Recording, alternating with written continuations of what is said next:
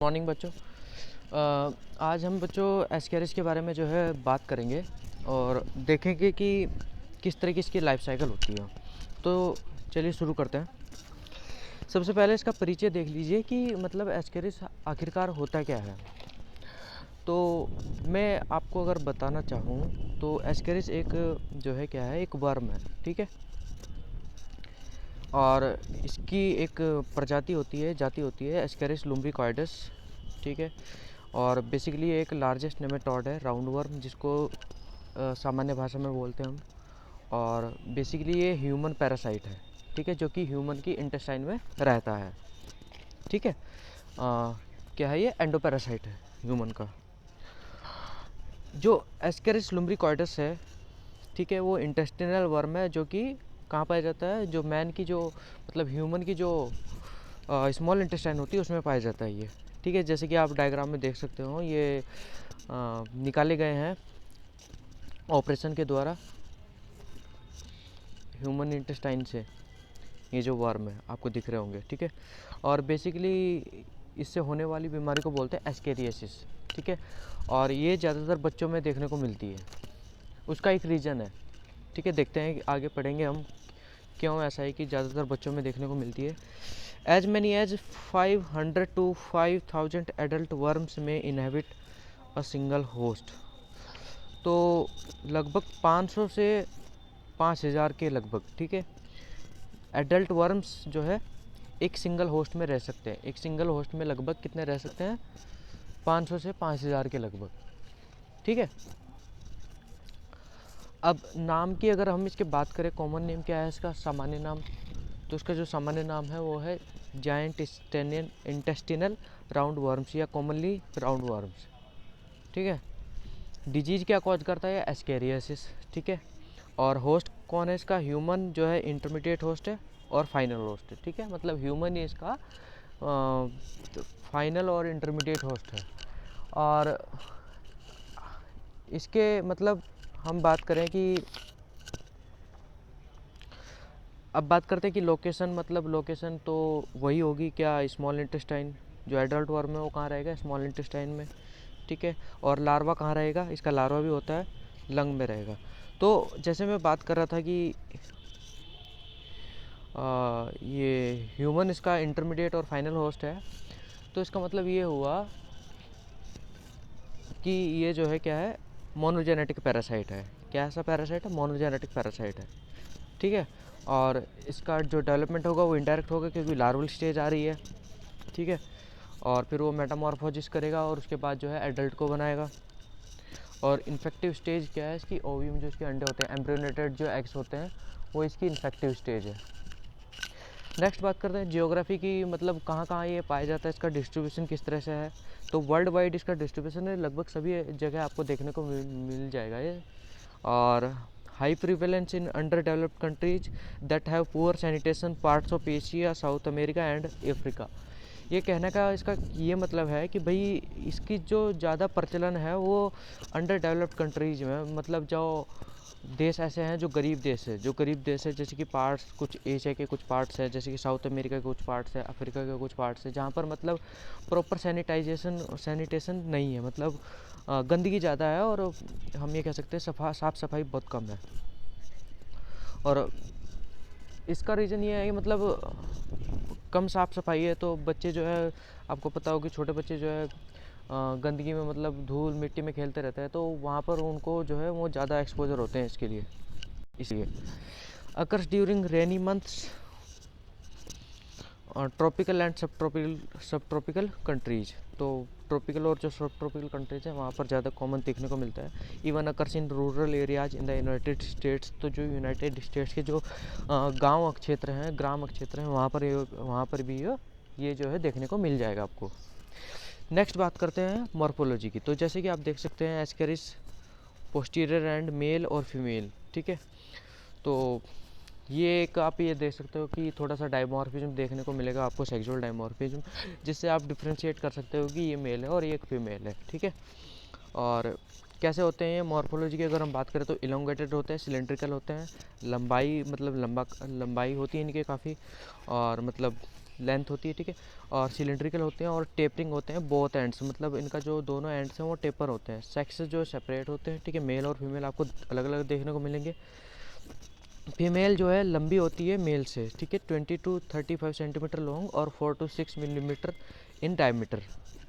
और मेल की बात करें तो वो छोटा होता है फीमेल से, इसकी जो लंबाई होती है वो 15 to 30 सेंटीमीटर होती है और जो व्यास होता है वो 2 to 4 मिलीमीटर होता है।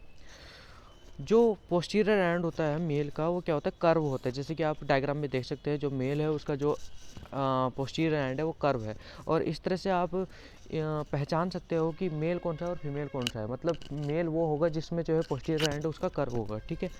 और ये जो कर्व एंड है इसका, ठीक है, यहाँ पर क्या होगा, पीनियल सीटी होगा जो इसका एंड होगा, पीनियल सीटी, ठीक है।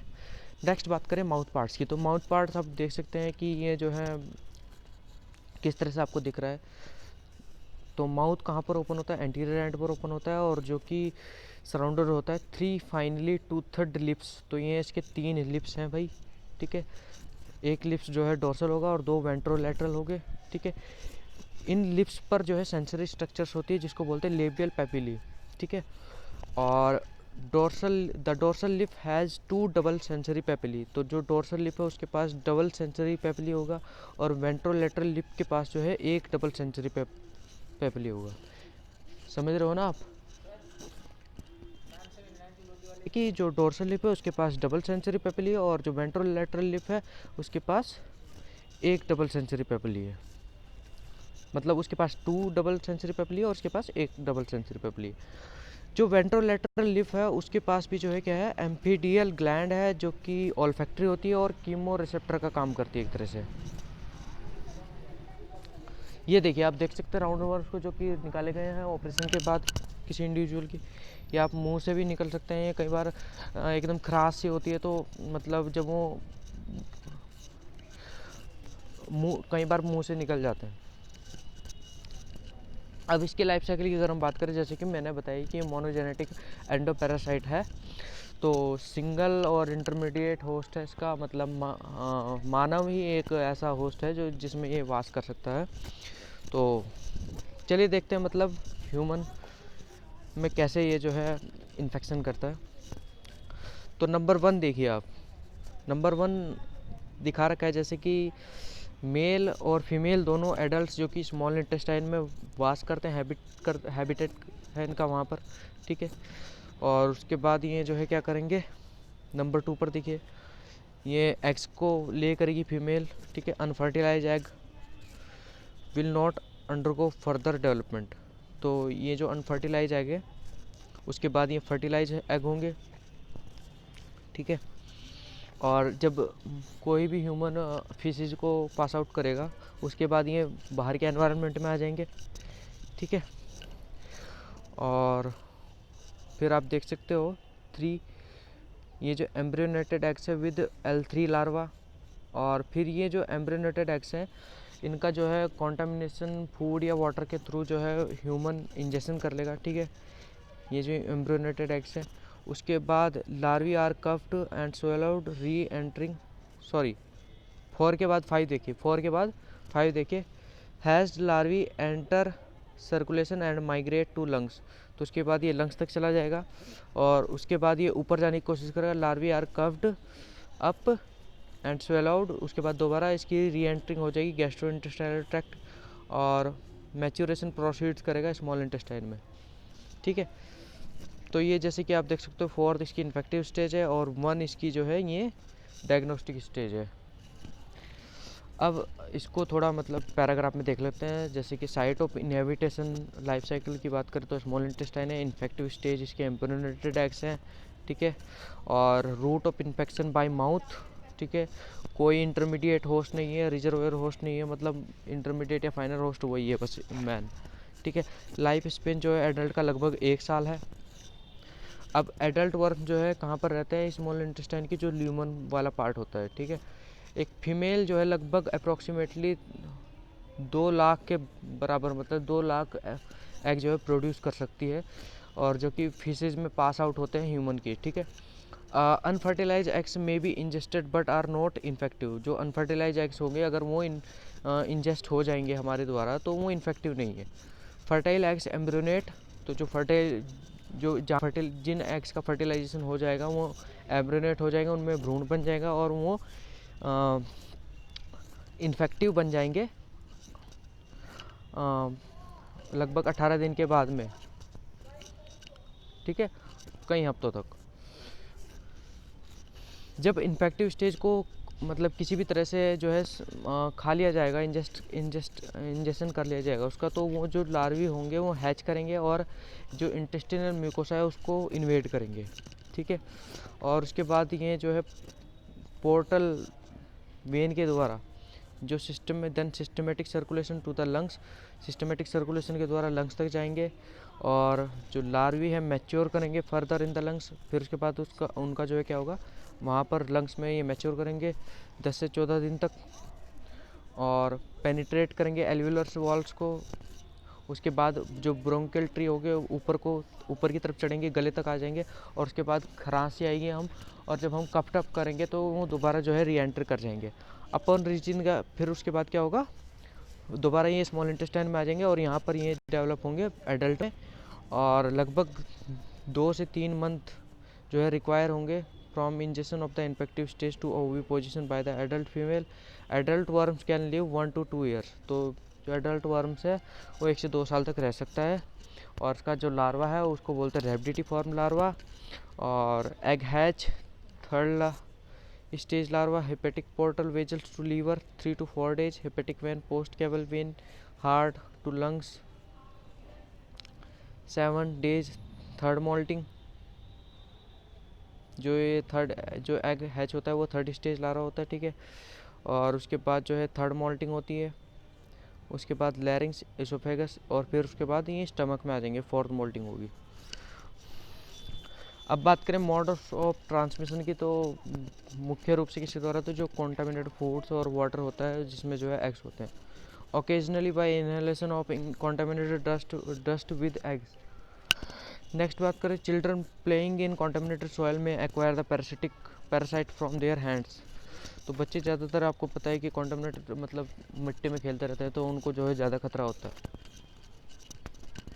अब बात करें infection to man, it occurs when the man swallows the infective eggs of ascaris with contaminated food और वाटर। तो जब जो है एस्केरिस जो है इन्फेक्टिव एग्स जो है स्वेलो कर लेगा, ठीक है, कॉन्टामिनेटेड फूड और वाटर के साथ, तो उसको इन्फेक्शन हो जाएगा। नेक्स्ट बात करें पैथोजेनेसिस की, तो यहाँ पर जो है 2 फेस होती है एस्केरिसिस की। सबसे पहले की बात कर ले the blood lung migration face of the larvae, जब वो ब्लड और लंग में माइग्रेट करता है। During the migration through the lungs, जब वो लंग्स के थ्रू माइग्रेशन करता है, द लार्वी में कोज ऑफ न्यूमोनिया, तो क्या होगा, न्यूमोनिया होगा। Symptoms of the pneumonia are low fever, कम बुखार होगा, कफ खांसी होगी, ब्लड टिंज्ड स्प्यूटम, ठीक है, अस्थमा होगा। Large number of worms may give rise to allergic symptoms, तो एलर्जी हो सकती है, ठीक है। इओसिनोफिलिया हो सकता है, is generally present. These clinical manifestations is also called Loeffler syndrome. तो ये जो कुछ क्लिनिकल रिप्रेजेंटेशंस हैं इनको आप एक कॉमन टर्म दे दिया है, लीफलर सिंड्रोम। नेक्स्ट जो बात करते हैं, ठीक है, दूसरी जो फेस है द इंटेस्टिनल फेस जो है एडल्ट की, ये किसकी थी, लार्वे की, और ये किसकी थी, इंटेस्टिनल फेस एडल्ट की। The presence of a few adult worms, कुछ एडल्ट वर्म्स जो है ल्यूमन में रहेंगे स्मॉल इंटेस्टाइन की, जो कि किसी तरह का कोई सिम्टम्स प्रोड्यूस नहीं करते, but may give rise to vague abdominal pains और intermittent colic specially in general. तो आपको जो है एब्डोमिनल पेन हो सकता है, ठीक है। A heavy worm burden can result in malnutrition, ठीक है। More serious manifestations have been observed, wandering adults may block the appendical lumen और the common bile duct, even perforate the intestinal wall. तो जो आपका वो जो lumen है उसको ब्लॉक कर सकता है अगर ज़्यादा नंबर्स में बढ़ेंगे, इवन जो बाइल डक्ट होगी उसको ब्लॉक कर सकता है, और भाई जो इंटेस्टिनल वॉल है उसको परफोरेट कर सकता है। इस तरह की जो कॉम्प्लिकेशंस है एस्केरिस में, जैसे कि intestinal obstruction, appendicitis, biliary ascariasis, perforation of the intestine, cholecystitis, pancreatitis और पेरिटोनिटिस एक्सेट्रा। ये कुछ इस तरह की कॉम्प्लिकेशंस है may occur in which biliary ascariasis is the most common complication, जिनमें से जो बाइलरी जो एस्केरिसिस है वो मोस्ट कॉमन है। सिम्टम्स की बात करें तो 9 सिम्टम्स। स्टेज 1 में worm larvae in the bowels attach to bowel walls. Stage 2 worm larvae migrate into the lungs, fever and breathing difficulty, coughing and pneumonia. Stage 3 worm enters the small intestine and mature into worms and remain there to feed. Abdominal symptoms की बात करें तो abdominal discomfort, intestinal blockage may be partial or complete, partial intestinal blockage, total intestinal blockage, severe abdominal pain, vomiting, restlessness, disturbed sleep, worm in stool, worm in vomit. Diagnosis की बात करें तो diagnosis depends on the identify worm और egg, the stool examination for seeing the adult worm और egg. तो stool examination की बात करें वो मतलब उसमें आपको एग्जामिन करनी पड़ेगी sputum examination for seeing larva during migration in the lung, तो वहाँ पर जो है लार्वा की एग्जामिनेशन हो सकती है स्पुटम के द्वारा। इयोसिनोफिला एक इंडिकेटर है पैरासिटिक इन्फेक्शन का। प्रिवेंशन की बात करें तो keeping food sanitation good sanitation conditions it is only way to prevent the infection of ascaris. जितनी साफ़ सफाई होगी, जितना सैनिटेशन अच्छा होगा, उतना अच्छा रहेगा। पॉल्यूशन जो है सॉइल का with infected human fishes should be avoided, तो पॉल्यूशन को रोकना चाहिए, ठीक है। जो सॉइल का होगा, जो जहाँ पर जो ह्यूमन फिशेज जो पास आउट होती है वहाँ पर। Vegetable should be thoroughly wash in a mild solution of potassium permanganate and properly cooked before use, तो जो सब्जियां होती हैं उनको अच्छे से धो लेना चाहिए पोटेशियम परमैंगनेट के सॉल्यूशन में, माइल्ड सॉल्यूशन में, और उनको अच्छी तरह से पकाना चाहिए। अंडर कुक फूड नहीं खाना चाहिए। Finger nail should be regularly cut, तो जो हमारे नाखून होते हैं उनको अच्छी तरह काट के रखना चाहिए और उनका डर्ट जो है और बाहर निकाल देना चाहिए। Hand should be properly washed with some antiseptic soap before touching edibles और ईटिंग, तो खाने से पहले हमको हाथ धोने चाहिए अच्छी तरीके से, ठीक है। ये कुछ तरीके हैं जिनसे अगर हम करें तो उससे फिर हम मतलब इसके इन्फेक्शन से, एस्केरिस लुम्ब्रिकोइडिस के इन्फेक्शन से हम बच सकते हैं। तो ये कुछ था इसके बारे में। अगर आपको मेरी वीडियो पसंद आती है तो आप इसे लाइक करें और चैनल को सब्सक्राइब ज़रूर करें और शेयर अवश्य करें। धन्यवाद।